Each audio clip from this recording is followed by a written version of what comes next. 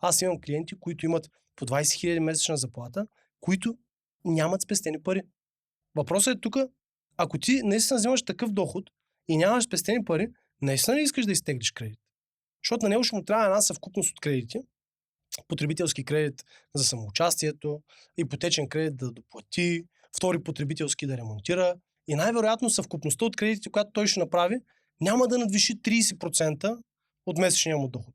И всички кредит гурута ще кажат: идеално! Ма не е идеално! Ма не е идеално! Въпрос на време е ти да влезеш в една дългова спирала, защото очевидно ти нямаш уменията да ги управляваш тия пари.